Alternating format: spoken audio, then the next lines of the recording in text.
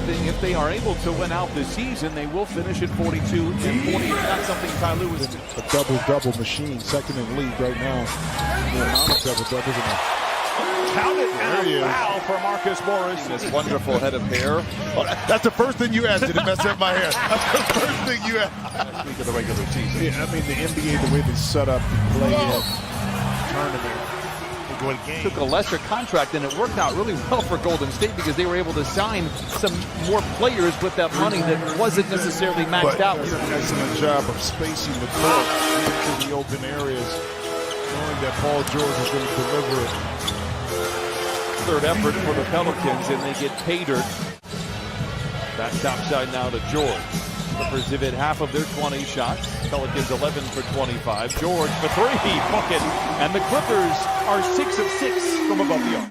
Figure out ways to create enough space. He's savvy enough, as you see with that runner, to get it up and over even the taller opponent. Speaking of which, Paul George, my goodness.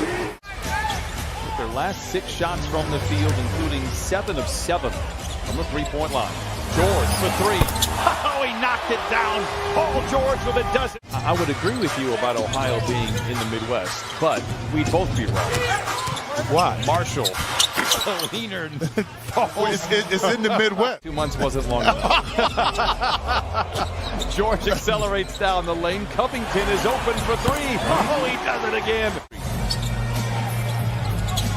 Jose Alvarado is in there. He's number 15. Pay attention to him. Upstairs to Hartenstein.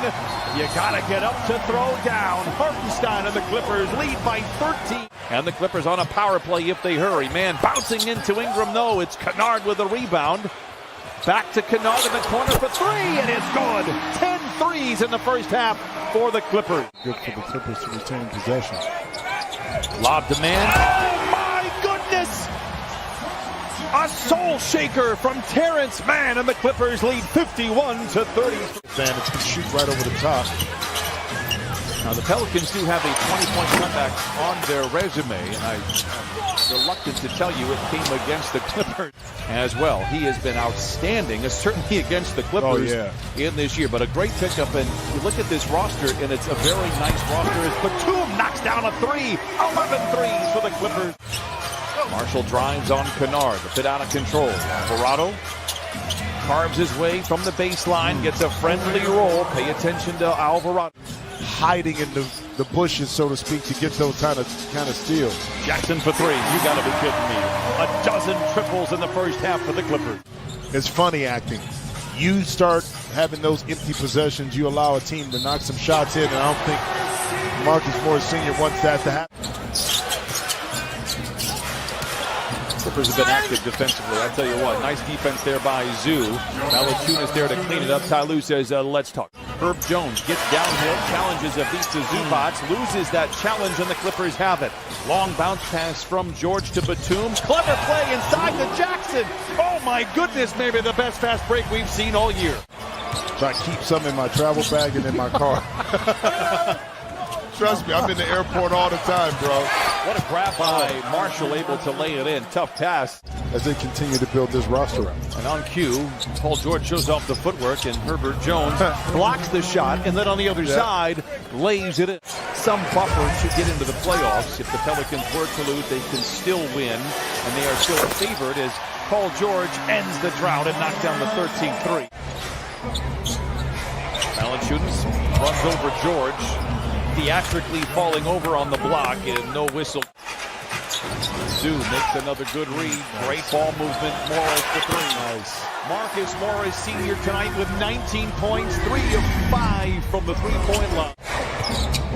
McCollum sees Zoo in the paint, alters the attack.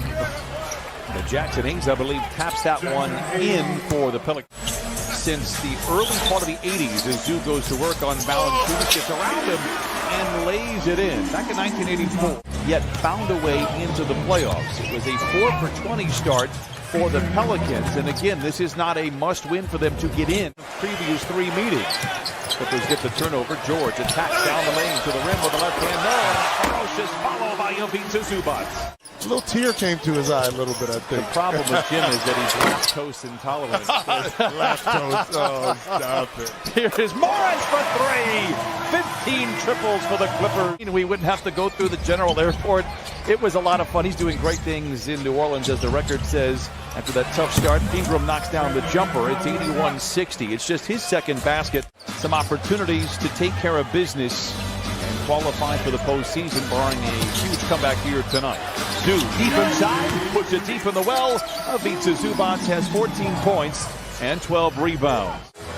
Zoo with 22 double-doubles this year. In his previous 2 years combined had 23. Jones knocks down the three for the Pelicans. Jackson dances on the dribble, picked up by Nance, gets around him, gets down the lane. Awkward lob to Zoo, comes up on the other side and lays it in. They'll count that as an assist for sure for Reggie Jackson. Wouldn't be able to come in into the game. Lobs to Terrence Mann, and he lays it in. We've seen Terrence Mann soaring over California all night long. In round one, the third time in 10 years those teams would meet in the first round. Mann for three, it is good. 16 triples for the Clippers on 30 attempts.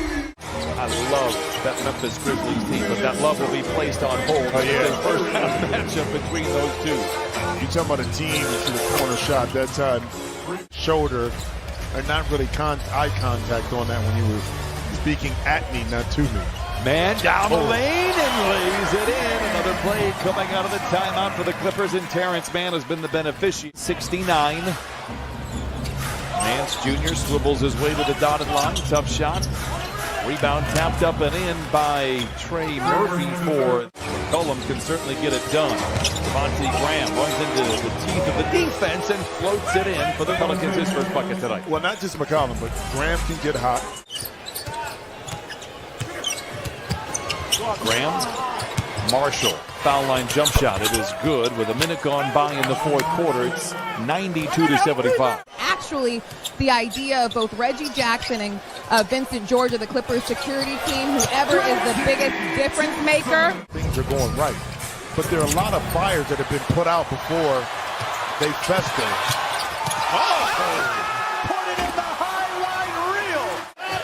Jackson directing traffic, 9:35 to play in the game.